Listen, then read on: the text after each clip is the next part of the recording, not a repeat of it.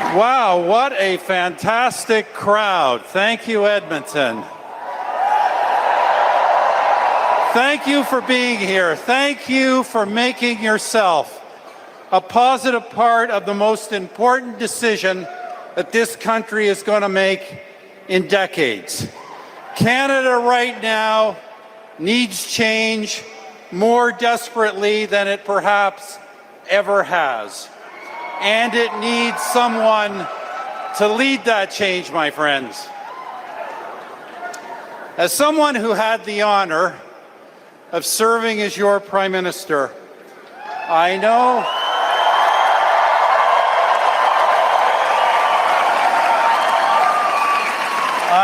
that being Prime Minister is a trust. It is a trust to take this incredible country that our ancestors bequeathed us and to leave it stronger, more united, more compassionate, and more confident than we found it.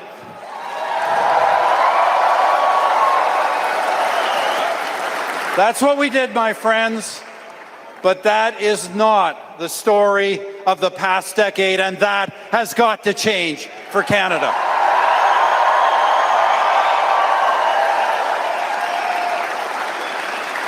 You know, friends, I am in a unique position in this federal election. I am the only person who can say that both of the men running to be Prime Minister once worked for me. And in that regard, my choice, without hesitation, without equivocation, without a shadow of a doubt, is Pierre Poilievre.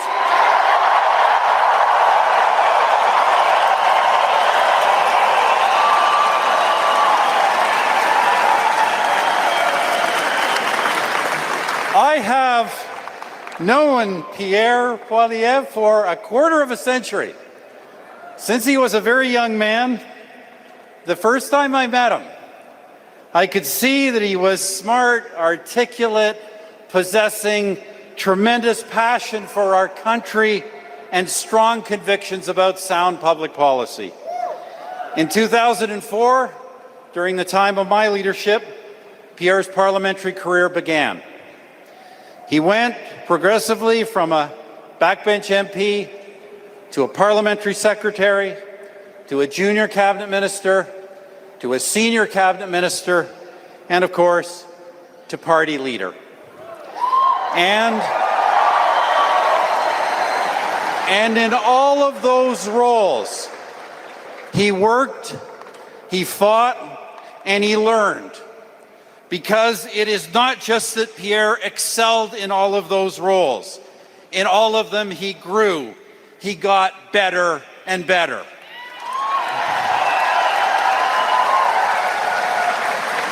Friends, don't let anyone tell you that he was born to be Prime Minister, or that he can just somehow parachute into the job fully prepared.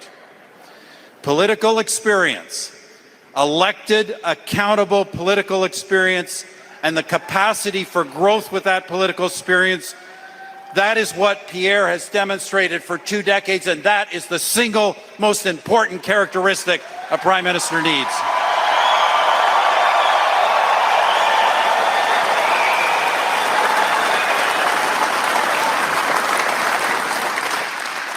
And by the way, I say that as the guy who actually did lead Canada through the global financial crisis.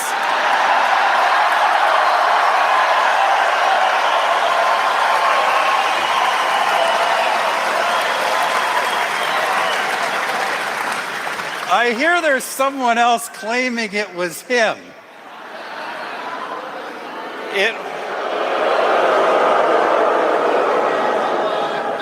It was, of course, our government, the late, great Jim Flaherty, and our Conservative team who were responsible for the day-to-day macroeconomic management during that challenging time. And friends, it's no secret that our country faces today another historically challenging time in the form of the Trump administration. There is no sugarcoating that. But the bulk of the problems that afflict our country, falling living standards, declining employment and housing opportunities, rising crime, the growing divisions between our regions and our people, these were not created by Donald Trump. They were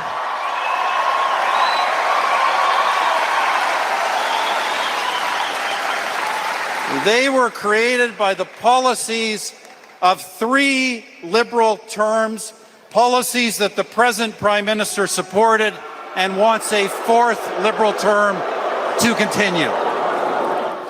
Pierre has consistently opposed those policies. Policies that have put costs up, accelerated crime, left our wealth in the ground, and made our economy vulnerable and under America's thumb. And Pierre has, just as importantly, long advocated the positive alternatives for change, to axe those taxes, build homes, bring back jobs, get our resources to the whole world.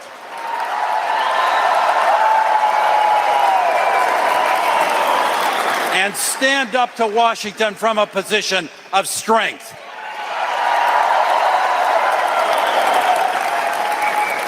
Friends, I believe that the challenge this country faces today from the United States, as real and serious as it is, should not be another excuse for Liberal failure. Instead, it should be a historic opportunity. That's how we've got to see it. An opportunity to make Canada what it should be. Internally united, internationally connected, a truly independent economy with the highest living standards in the world.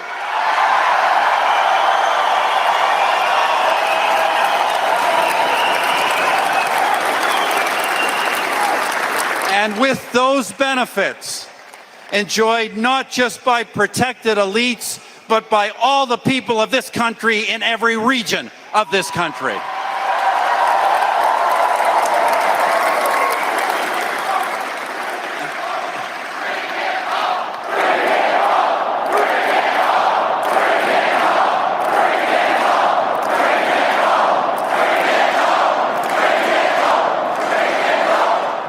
And do bring it home, friends, because that goal does not depend on Donald Trump. It depends on us. But we will only get there with leadership from a person who has an actual policy plan, from a person who has been right on all the big issues for a decade, and a person who has the energy and, yes, the youth to take us forward into a better, stronger, and more united future.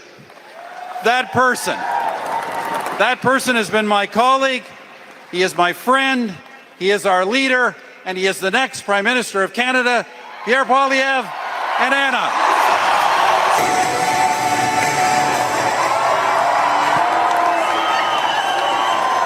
Let's show some gratitude for the greatest Prime Minister of the 21st century, the Right Honourable Stephen Harper.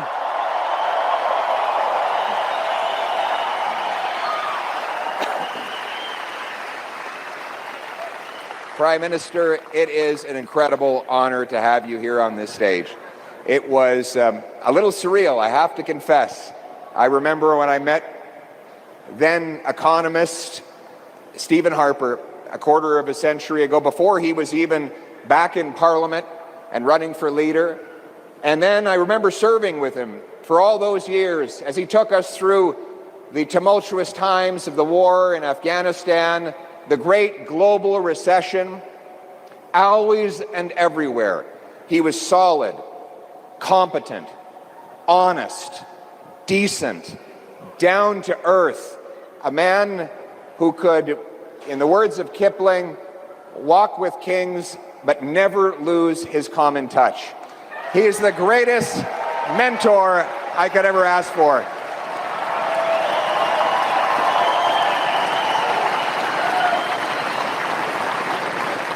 So who is ready for common sense Canada First government like we had under Stephen Harper?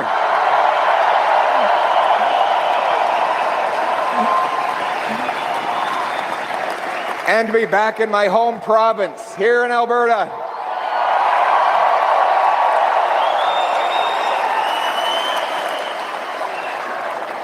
It's incredible. Let's bring it home, my friends.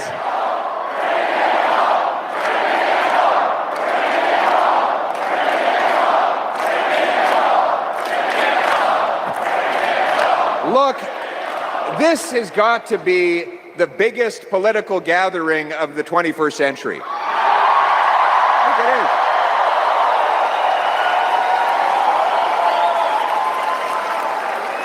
I even have my mother and my brother here. Where are they? There they are. My mother's over there. My brother, Patrick. A lot of good memories from Edmonton. You know, a lot of them are not entirely good because I grew up a Flames fan in the 80s, so it could be very painful. We lost more than one game, both at the Saddle Dome and at McMahon Stadium. But we always used to love to come up here to West Edmonton Mall. We only had Chinook Center in Calgary. But my mom and dad would put us in the car. We'd do a little road trip up here and go on the roller coaster and that big ship, and we'd celebrate everything that was great about being alive in this country, that my folks work hard, even though it was hard times, they could afford to take us on little road trips. And they always taught us about the Canadian promise, the promise that hard work would pay off, that anyone who got out of bed in the morning and put in some effort could have a beautiful house on a safe street, protected by brave troops under our proud flag, that anyone from anywhere could do anything. And that's why I got into politics, to reinforce that promise.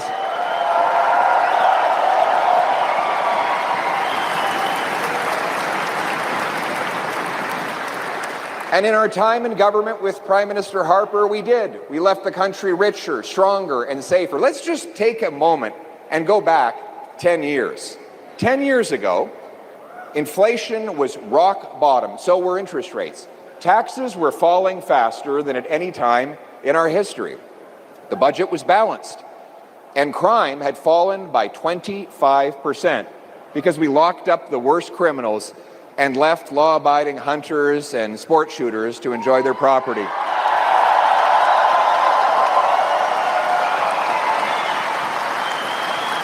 In fact, small towns were so safe, many people didn't even bother to lock their doors.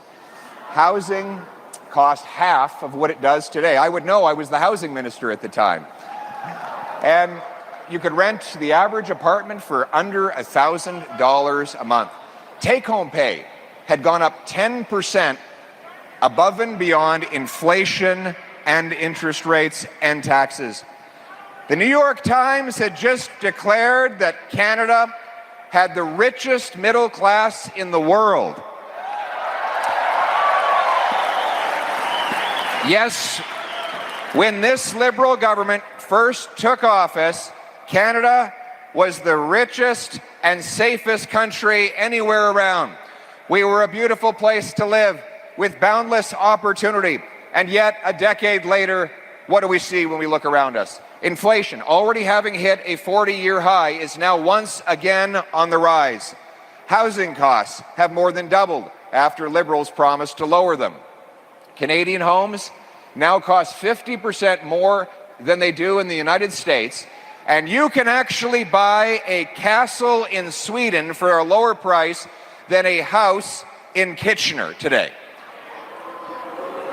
Canada has the second slowest building permits in the OECD. Nothing can get built.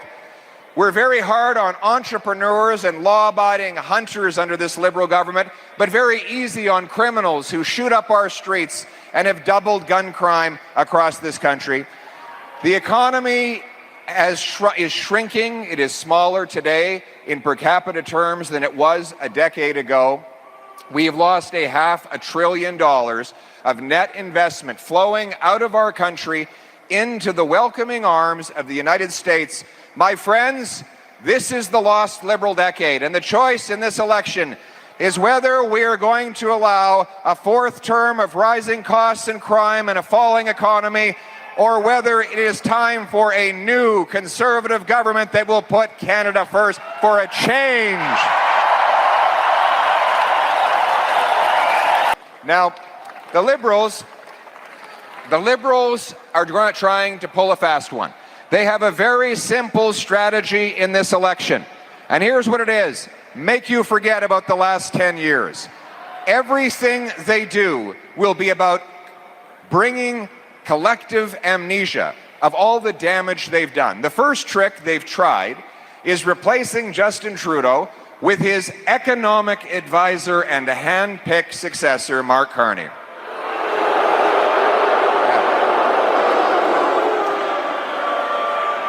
Now, despite the artificially inflated resume and the more carefully combed hair and the banker's suit, there is no change. It is the same Liberal ministers, same Liberal MPs, same Liberal strategists making the same Liberal promises they have been making for the last 10 years.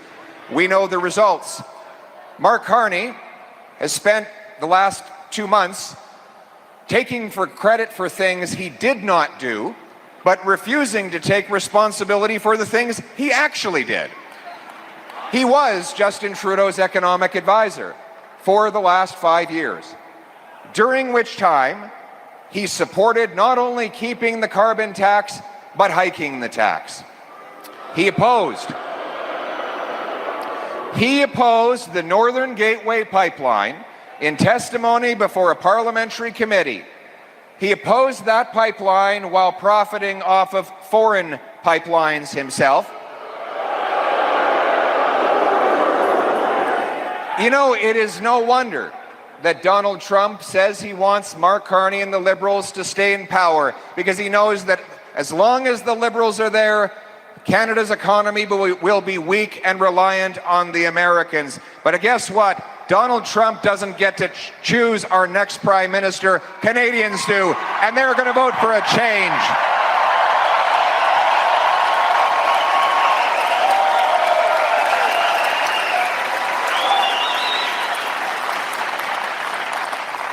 It's not just Donald Trump that says it would be easier to deal with the Liberals. Today, again, the Chinese government was out campaigning for the Liberals, supporting Mark Carney, just like they did during the leadership race of that party. And who would wonder why? Mr. Carney, while he was economic advisor to Justin Trudeau, actually went to China to get his company a $250 million loan. A loan that his company still owes, and a company in which he continues to be invested. We cannot trust Mark Carney to put our country first. He never has, he never will. We need an end to the long, Liberal, lost decade. It is time for a change and a new day for Canada.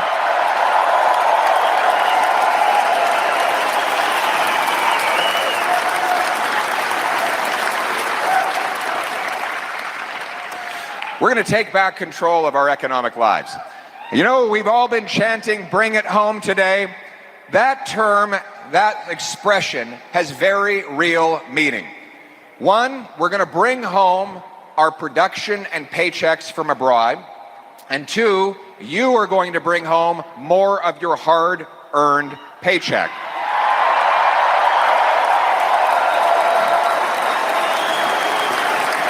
And isn't it great to have Brett Kissel here, the great country music star who sang "Our Home"? Way to go, Brett. Thank you very much, my friend. You got a message for people? Edmonton and Canada It's very important to understand the human being that Pierre is, a guy who's become my friend, and somebody who truly believes in the future of Canada and understands that the past 10 years we've had have not been great. But Pierre is here with all of his colleagues and with all of his heart to make a significant change for a brighter future, something that each and every one of us truly want, not just for us, but for our kids and our grandkids, and Pierre is the guy to do it.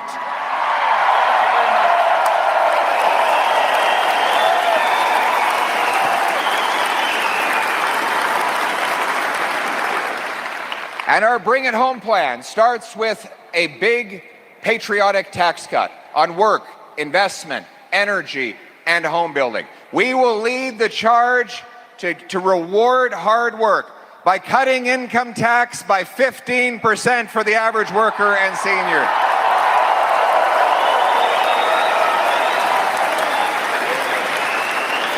This tax cut will enable our workers to gain more by putting in an extra hour, earning a bonus, or getting a promotion.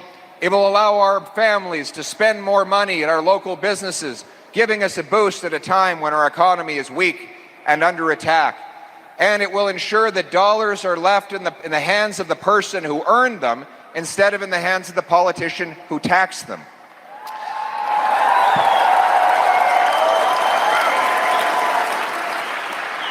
Bringing it home means favoring the things that are made here at home. And that's why we've announced we will axe the sales tax on all Canadian-made cars. Let's create some jobs for our auto workers in Ontario, too. And then there's the famous carbon tax. Now, remember, up until only a few months ago, the Liberals were telling us that the entire planet was going to be lit on fire if we didn't pay a 61-cent a liter carbon tax at the pumps. They passed that into law, a law that is still in place today. But in order to make you forget about their carbon tax, 28 days before the election, they decided to hide it from the gas pumps. Don't worry. If, God forbid, they are reelected, the tax will be back by May 1st. Remember, the day they took it off at the pump was April 1st, April Fool's Day. But Canadians are not fools. They know that Mark Carney has openly said he wants a higher tax and that he wants it to apply on Canadian industry. That's another thing he and Trump have in common. They both want to tax our industry, Trump with tariffs and Carney with carbon taxes. Well, my friends, with me, there is no doubt. There has been no equivocation my entire career in public service. I will axe the tax for everyone, for everything, for real, for good, forever.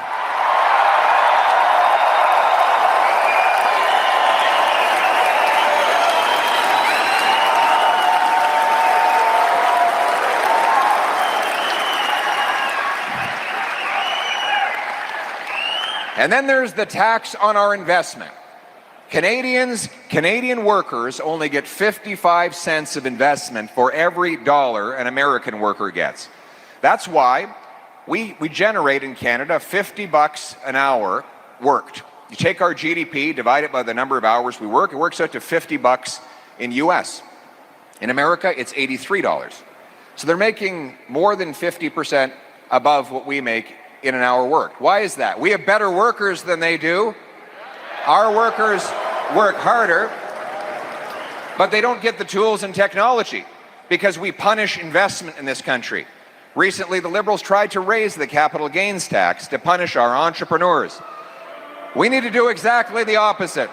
And that is why I have announced the Canada First reinvestment tax cut. Zero capital gains tax when you reinvest your gains in Canada to bring it home. Bring it home.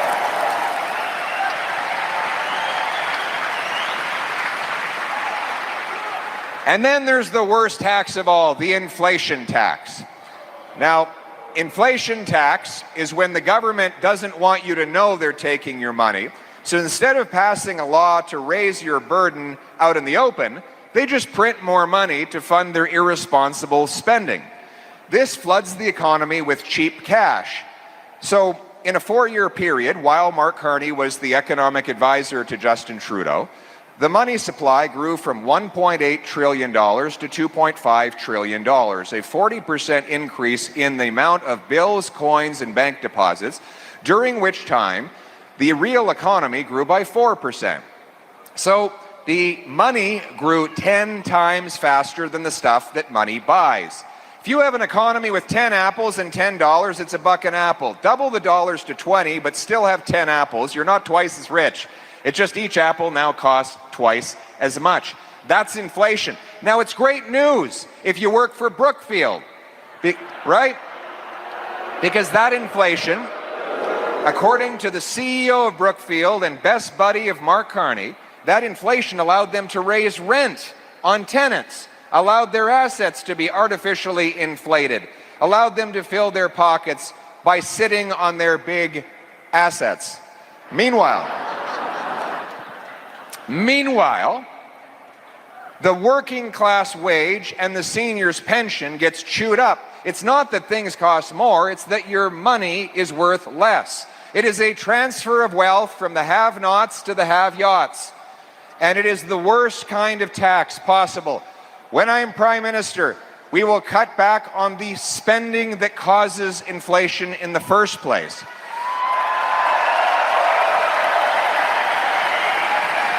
We will cut bureaucracy, consultants, handouts to corporate insiders, and we will cut foreign aid to dictators, terrorists, and global bureaucracies to bring our money home.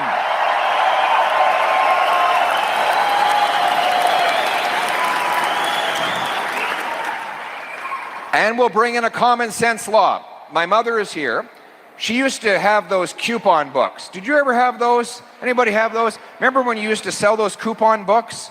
My mother would drive clear across Calgary to go to a restaurant to get beef on a bun that would have a coupon savings on it. She knew how to squeeze every drop of value out of every single dollar. That's what our government should be doing. We should be getting value for money. Now, here's the reason that never happens. Politicians are always spending other people's money. While every other creature in the universe has to live with scarcity, the politician just passes the bill on to you. We will pass a dollar-for-dollar law. It requires we find $1 of savings for every new dollar of spending, forcing politicians and bureaucrats to make trade-offs between this or that, or get a bargain on this and that. Because you've been pinching your pennies long enough, it's time for government in Ottawa to pinch pennies too.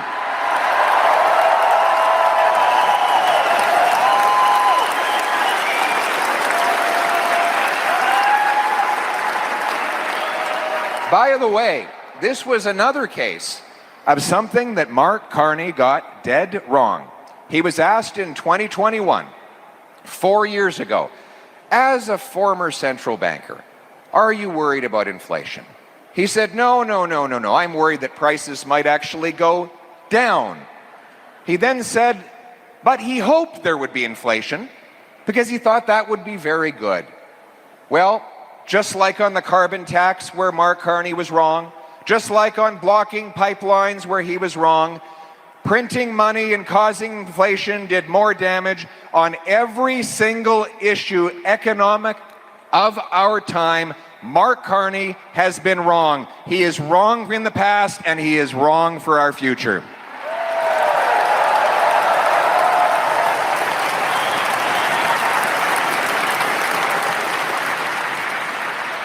And then we're going to tackle housing. We have the most expensive housing in the G7 after the lost Liberal decade. But most of the cost is just bureaucracy and taxes. That is why a Canada First Conservative government will lead the way. We will axe the sales tax on new homes to save you up to $65,000.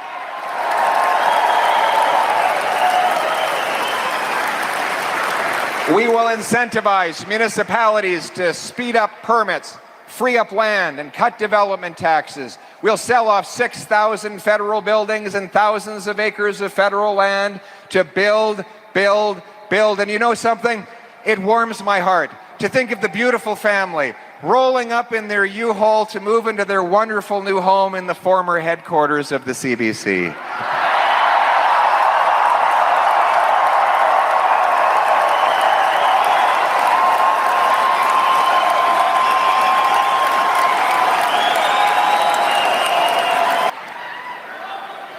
I love you too.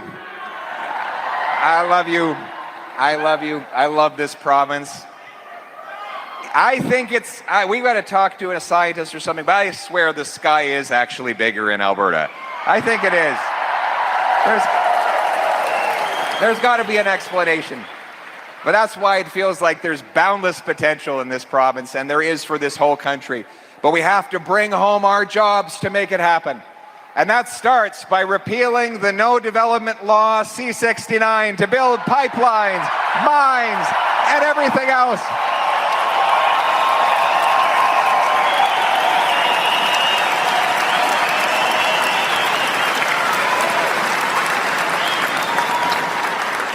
Then there's the production cap.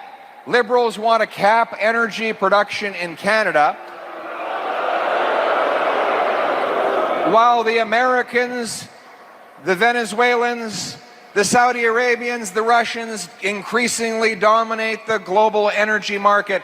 They want to push our jobs and production out of Canada. Now, there was some hope that Mark Carney might flip-flop on that, having supported bans on pipelines his entire career over the last 10 years.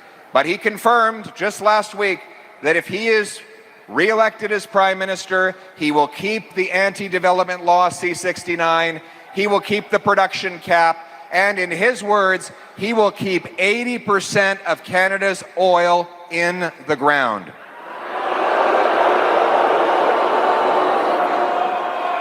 We're going to do precisely the opposite.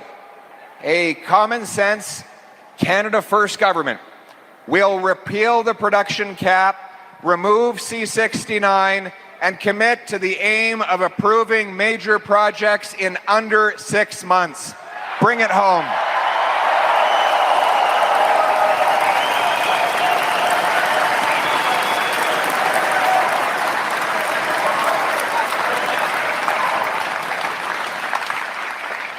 And more than that, we got to do even better. We're actually going to pre-approve permits. So instead of waiting 6 months, imagine this. Imagine if we sit down and we look at a map and we say, well, this would be a great place to build a nuclear plant. Let's do the research and study. Let's line it up with the First Nations, the municipal governments in the province. Let's publish online all the specs, standards, and safety requirements. And let's pre-issue the permit. In other words, create a shovel-ready zone so that industry can show up and just start building things. What do you think?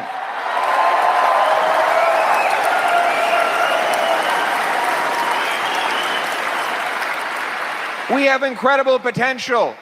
We've got the shortest shipping distances to Asia for our natural gas. And it takes 11 days from BC and 20 days from the US Gulf Coast. We've got cold weather that helps liquefy that gas, right? 25% cheaper. It gets cold in Canada. In fact, it was so cold in Ottawa last winter, there were Liberals seen with hands in their own pockets. That same cold weather is perfect for data centers. You know, these incredible data centers need electricity. Microsoft, Meta, Google, they are going to have their own nuclear power plants to charge up these data centers. It takes 10 times as much electricity to do a ChatGPT search than it does a Google search. So to power these things up, we have the surplus of energy. We could be using our gas, our nuclear, our hydro, if we could get the permits done. You know, artificial intelligence is all the rage these days. We have lots of artificial intelligence in the government. It's a bit of a different kind, though. But we need to cut red tape, federal red tape, and I will cut it by 25%.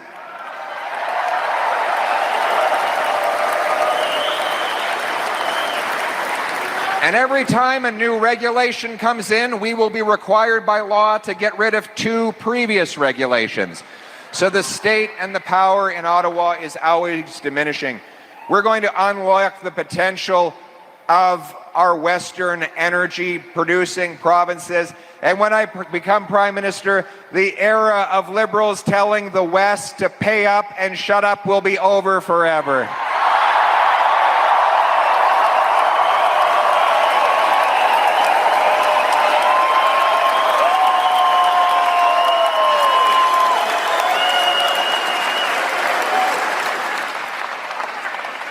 But if you want to build things, you need people who know how to build. We need boots, not suits. Do we have any trades workers in the house today? Got some trades workers. What do we got here? You're waving. What is your trade? What's your trade?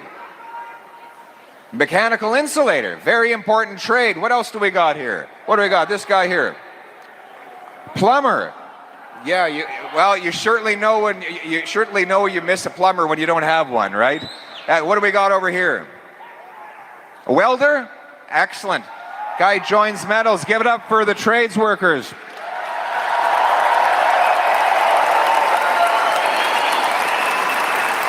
You know, Stephen Harper was in the trades as well. Do you know that? He was a cabinet maker.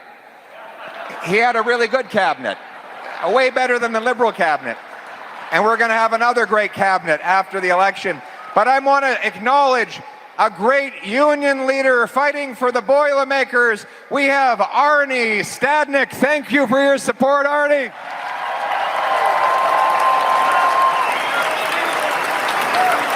Thank you very much, Arnie. Are we going to build some nuclear power plants in Canada? Yes, all day, all week, all year, well into the future. Right on. Give it up for the Boilermakers. Thank you, Arnie. Now, I think university is great. A white-collar education is excellent. But all of our resources in this country have been favoring one kind of education over another. We need to start to honor the trades. My government is going to put aside the funds to train 350,000 young people to go through apprenticeships, get their journeyman's ticket, and get working building things across this country.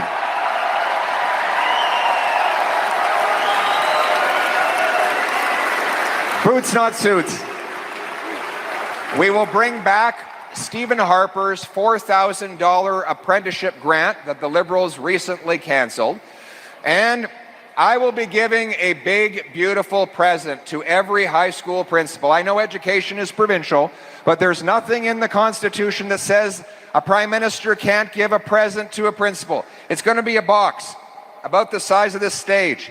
In that box will be a module for how to do a pre-apprenticeship for every single licensed trade, so we can get our 14-year-olds training for trades before they even graduate from school.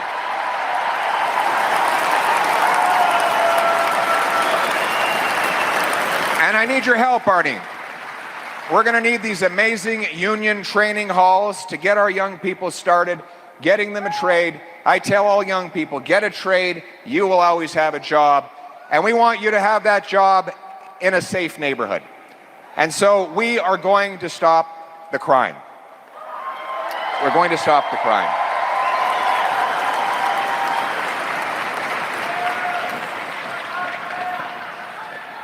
Over the last lost Liberal decade, we've seen record chaos explode on our streets. Just moments before I walked on this stage, I met with a lovely young lady, Christina Trang. She's here with us today. Her father was a patriotic, law-abiding, decent man. And one day, he was out for a walk in Chinatown, and he was viciously attacked and killed by a rampant offender who was once again out on bail. That same day, that killer actually took a second life. The cause of this crime wave in this country is the catch and release criminal justice system the Liberals have brought in. With C-75, a law that allows criminals to be released under the earliest conditions and the least onerous restrictions. This has allowed the same 40 offenders to be arrested 6,000 times in the city of Vancouver. This crime is entirely preventable. Christina and her family should still have their wonderful father with them. And that is why I am announcing today that a Canada First Conservative government will repeal the catch and release bail law C-75. There will be jail, not bail.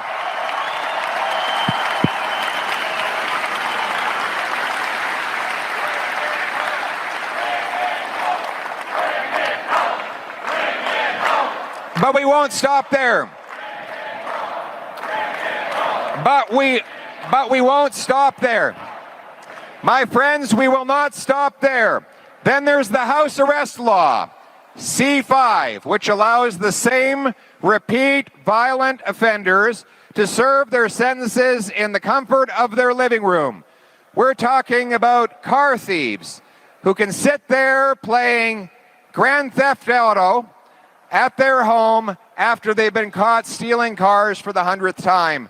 This Liberal law has also been a disaster, and I am announcing today I will repeal it. Our criminals will do their sentences behind bars, and they will stay in jail where they belong.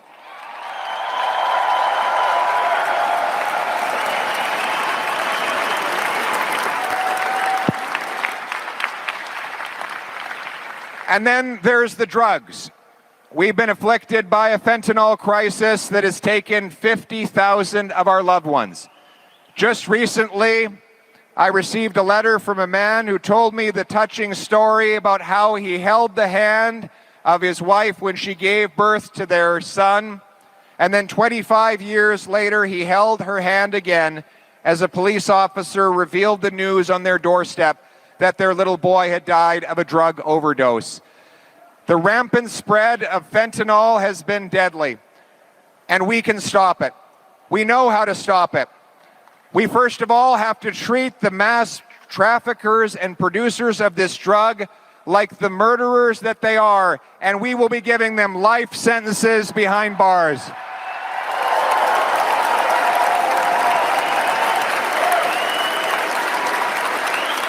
It's got to happen. Furthermore, we will shut down drug consumption sites near schools, daycares, and other places with vulnerable people. And we will invest in treatment and recovery, rehabilitation that turns lives around, gets people off the streets, and gives them the chance at a better life. We've lost 50,000 of our loved ones to this scourge. In honor of each and every one of them, we will fund treatment for 50,000 Canadians over the next 4 years.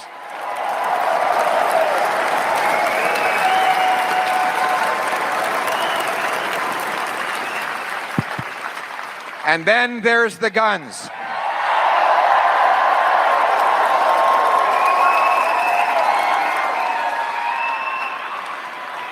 Thanks for hanging in there with me, everybody. Thanks for hanging in. Thank you very much, especially you folks up there. You have very powerful eardrums. You were able to hear me the whole time. Then there's the guns, illegal guns that are pouring in from the United States through the Liberal government's weak management of our border. Only 1% of shipping containers are actually inspected. And that's how the guns are coming in. We're going to scan the containers, hire 2,000 CBSA frontline officers, bring in watchtowers that can scan the horizon of our frontiers to keep crime, drugs, stolen cars, and other illegal substances out of our country. And I'll tell you how we're going to pay for it. We're going to cancel the ridiculous multi-billion-dollar gun grab that targets licensed law-abiding Canadians.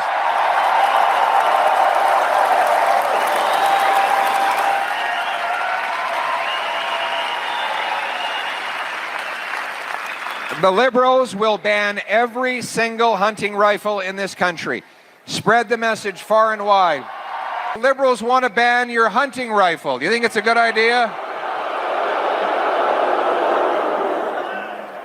Grandpa Joe's hunting rifle is not the problem. I want to protect Canadians from criminals. Liberals want to protect turkeys from hunters. Canadians will have to decide at election time, because the choice will be between a fourth term of rising costs and crime and a falling economy under America's thumb, or a new conservative government that will axe taxes, build homes, unleash our resources, and bring home our jobs so we can stand up to the Americans with strength for a change.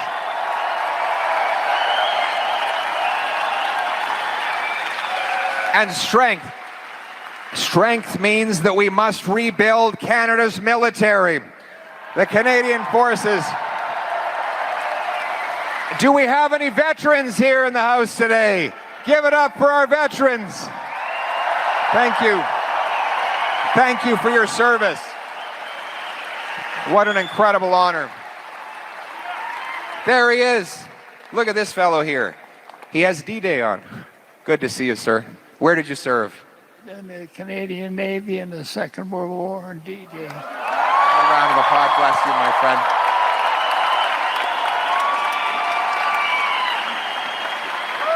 He was 19 at Juno Beach. 19 at Juno Beach. How old were you at Juno Beach? I was 19. 19. What a hero. What an incredible hero. Thank you, sir.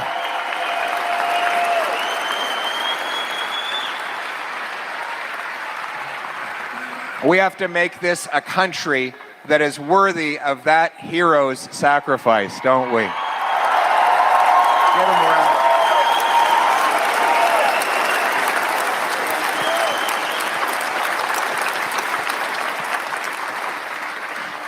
We will honor our veterans. We will ensure that the young and the old have the support they need for a dignified life. We will also rebuild the armed forces, cutting back on bureaucracy, procurement boondoggles, and putting the money into frontline support for our troops. We will reinvest to buy 4 massive Arctic icebreakers. We will double the size of the first patrol of the Arctic Rangers so that we can reclaim our north. We will have the first northern Arctic base in Canada since the Cold War, CFB Iqaluit.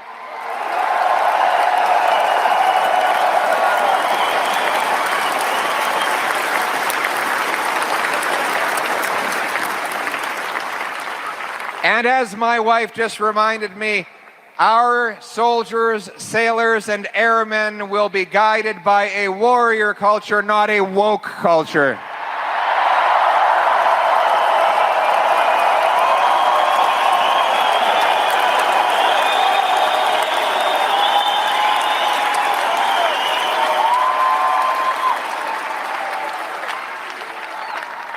We will expand our cadet corps so that our young people can take mentorship from our military, our veterans, and our rangers, allowing our youth to learn about survivalism, riflery, service, and country.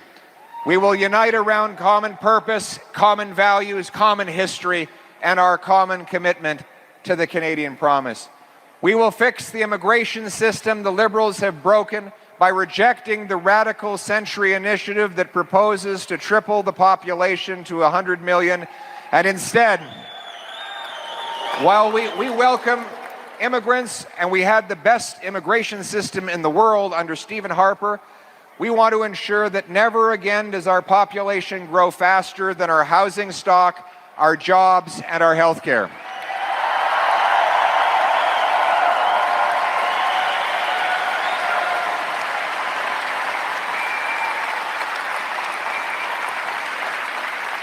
And when immigrants come here with talents and skills, we'll make sure they can put them to the use. We have 20,000 immigrant doctors, 32,000 immigrant nurses who cannot work in our hospital system. We will create a national Blue Seal system so they can prove they're qualified, get to work, bigger paychecks, reduce wait times, the Canadian promise for them, just like all of us.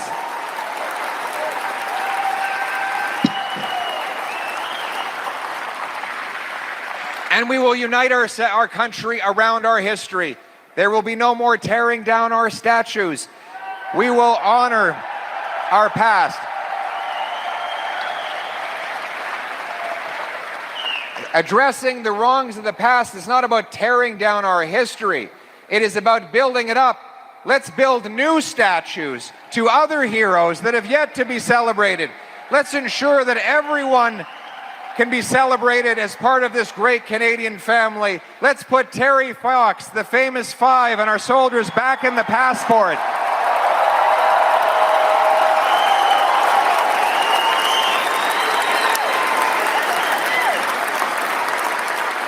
We will be a self-reliant, sovereign people that stands on its own 2 feet and bows before no nation. We will harvest our resources, trade together, build homes for our youth, secure our borders, protect our vulnerable, and stand up as we raise our flag. We are not a nation of tax collectors and toll masters, of bureaucrats and busybodies, of gatekeepers and grandees, of rulers and rule makers. No, we are a nation of artists and adventurers, of entrepreneurs and explorers, of workers and warriors, of pioneers and patriots. What binds us together is the Canadian promise that anyone from anywhere can achieve anything. That if you work hard, you can have a great life in a beautiful home on a safe street under our proud flag. That is the promise that I hold out as hope to those who are on the brink of giving up. If you are one of those today whose bank account and fridge have just both gone empty, my message to you is have hope, change is on the way.